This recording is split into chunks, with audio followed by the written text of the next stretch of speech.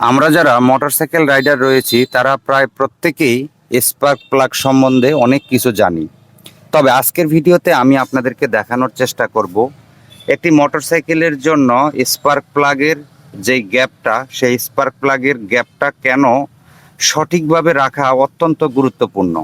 Spark plug যদি সঠিক মেজারমেন্টে না থাকে তাহলে কখনোই আপনার বাইক থেকে স্মুথ রাইডিং এক্সপিরিয়েন্স আপনি পাবেন না। স্পার্ক প্লাগ মূলত বাইকের হেডের ভিতরে বিদ্যুৎ দিয়ে থাকে এবং ওই বিদ্যুতের কারণেই হচ্ছে বাইকের ট্যাঙ্ক থেকে আসা যেই ফুয়েলটা থাকে সেই ফুয়েলটা ওই আগুনের মাধ্যমেই কিন্তু ভিতরে পড়ে।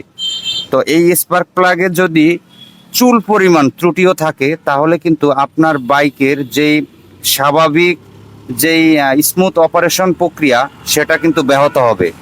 তাই আমি বলবো প্রত্যেকটা বাইকার তার এই স্পার্ক প্লাগটা মাঝে মধ্যে টেস্ট করবেন। তো আজকের ভিডিওতে আমি আপনাদেরকে স্পার্ক প্লাগের গ্যাপটা সম্বন্ধে বিস্তারিত দেখিয়ে দিব এবং আপনাদেরকে জানানোর চেষ্টা করব কিভাবে সঠিক পদ্ধতিতে আপনারা আপনাদের বাইকের স্পার্ক প্লাগ গ্যাপটা মিলিয়ে নেবেন। তো এই স্পার্ক প্লাগের গ্যাপ মিলানোর জন্য সর্বপ্রথম দেখেন আপনার বাইকের, আপনি যেই ব্র্যান্ডের বাইকই ব্যবহার করেন না কেন, আপনার বাইকের সাথে দেওয়া কোম্পানি প্রদত্ত এই যে ইউজার ম্যানুয়াল যে বই থাকে, এই ইউজার ম্যানুয়াল বইটা কিন্তু অবশ্যই আপনাকে পড়তে হবে। প্রত্যেকটা বাইক কোম্পানির আলাদা আলাদা যে মডেলগুলো রয়েছে, প্রত্যেকটা আলাদা আলাদা মডেলের জন্য স্পার্ক প্লাগের গ্যাপ এবং স্পার্ক প্লাগের যে টাইট করার যে সিস্টেম, এটা সম্পূর্ণ ভিন্ন হয়ে থাকে। তো আমি যদি আপনাদেরকে একটু দেখাই, সেটা হচ্ছে আমার যেহেতু এটা এফজেডএস ভার্সন 3, তো এফজেডএস ভার্সন 3 এবং ভার্সন 2 ফেজার এগুলো সব কিন্তু একই মেজারমেন্ট। হ্যাঁ, তো দেখেন আমি যদি আমার কোম্পানি প্রদত্ত যে নিয়মটা, সে নিয়মটা হচ্ছে এখানে যে স্পার্ক প্লাগের যে গ্যাপটা এখানে দেখতে পাচ্ছেন, এটার গ্যাপ হচ্ছে 0.8 থেকে 0.9 মিলিমিটার। ঠিক আছে, মানে গ্যাপের এক প্রান্ত শুরু হবে 0.8 এবং আরেক প্রান্ত শুরু হবে হচ্ছে 0.9 mm।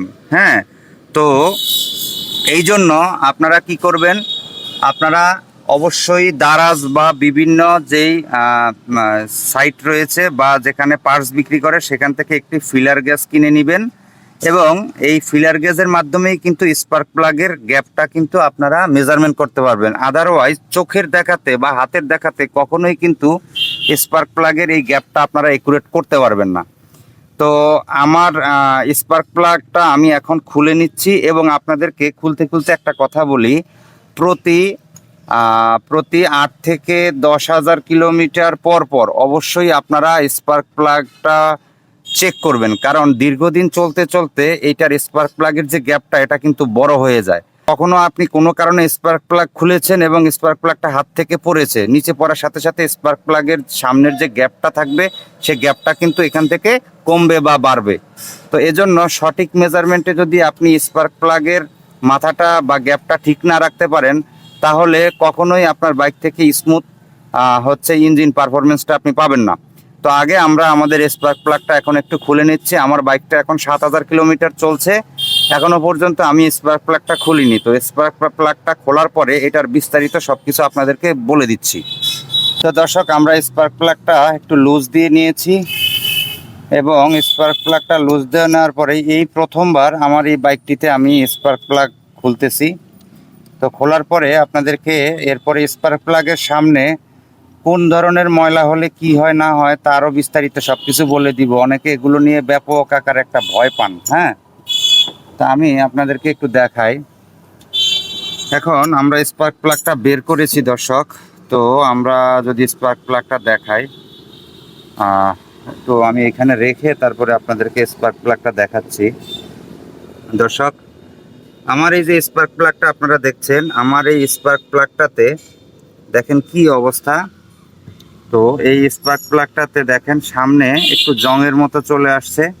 ঠিক আছে, সামনে জংয়ের মতো চলে আসছে, কিন্তু জংয়ের মতো আসুক আর যাই আসুক, স্পার্ক প্লাগের সামনে যদি কখনো তেল আসে, মানে এই স্পার্ক প্লাগের সামনে যদি কখনো তেল আসে তাহলে মনে করবেন হয় আপনার এই যে ইনলেট এবং আউটলেট যে ভালভ রয়েছে সেই ইনলেট এবং আউটলেট ভালভে কোনো না কোনো জায়গায় ভালভের সিল লিক আছে, অথবা আপনার যে পিস্টন রয়েছে, পিস্টনের যে চুরি বা রিং বলে, সেই রিংয়ে যদি সমস্যা হয় তাহলেই কেবলমাত্র স্পার্ক প্লাগের সামনে আপনার হচ্ছে চলে আসবে, তেল চলে আসবে। তো আমার দেখেন এখানে স্পার্ক প্লাগের সামনে কোনো ধরনের কোনো তেল নাই, একেবারেই শুকনা।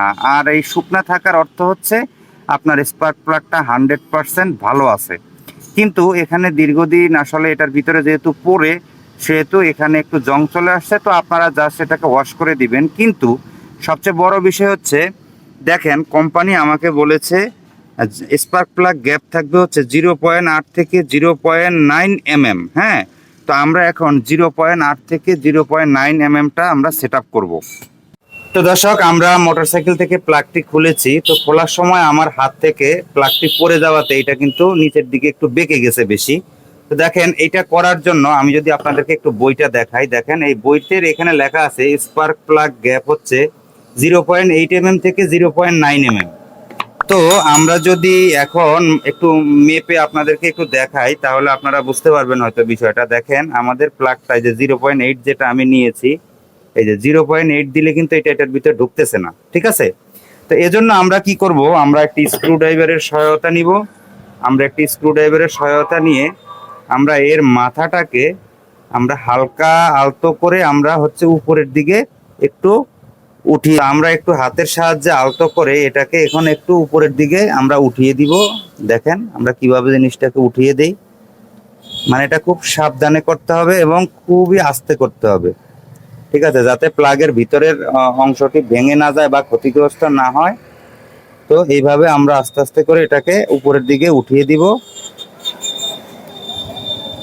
দেখেন, তো মোটামুটি আমরা এখন যেই পর্যায়ে এনেছি, আমাদের এখনো কিন্তু আমাদের এটা ঢুকতেছে না, ঠিক আছে, এখনো কিন্তু আমাদের এটা ঢুকতেছে না। আমাদের এটাকে আরো একটু ফাঁকা করতে হবে।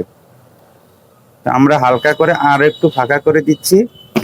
এবার আশা করি আমাদের এটা পারফেক্ট ঢুকবে। কিন্তু এবার আবার একটু লুজ হয়ে যাচ্ছে। দেখেন এবার আবার এক চুল পরিমাণ মূলত এটার ভিতরে লুজ আছে। তো এই লুজটুকু যাতে না থাকে সেটার জন্য আমরা কি করব, আমরা স্ক্রু ড্রাইভারের সহায়তা আমরা এখান দিয়ে হালকা একটু বাড়ি দিব, ঠিক আছে। এটা হালকা একটু বাড়ি দেওয়ার পরে আমরা আশা করি আমরা এবার 0.8 mmটা আমাদের একেবারে পারফেক্ট হবে। তবে এই যে আমাদের 0.8 mmটা এখন কিন্তু একেবারে পারফেক্ট 0.8 mm। ওকে, তো এইভাবে আপনারা কিন্তু এই গ্যাপটা কিন্তু আপনারা নির্ধারণ করবেন। এখন আমি দেখাই আপনাদেরকে, এটা আপনারা লুজও রাখবেন না, আপনারা টাইটও রাখবেন না, একেবারে সমান সমান রাখবেন। দেখেন আমার এটা কিন্তু হার্ড বাজতেছে, তার মানে এটা এখন 0.8 mm এ আছে, পারফেক্ট 0.8 mm এ আছে। এবং কোম্পানি যেটা বলেছে সেই 0.8 অথবা 0.9 mm এর ভিতরে রাখতে হবে। তো আপনারা যখন প্লাগের কাজটা করবেন তখন অবশ্যই 8 mmটা রাখবেন। কেন? এই 8 mmটা রাখলে আস্তে আস্তে যখন বাইকটা চলবে তখন এটা আস্তে আস্তে ফায়ারিং এর ফলে নরম হয়ে এটা বেড়ে যাবে, মানে গ্যাপটা। তো এজন্য প্রতি 8 থেকে 10,000 কিলোমিটার পর পর আপনারা চেষ্টা করবেন স্পার্ক প্লাগের গ্যাপটাকে সঠিকভাবে মেজারমেন্ট করার জন্য, ঠিক আছে?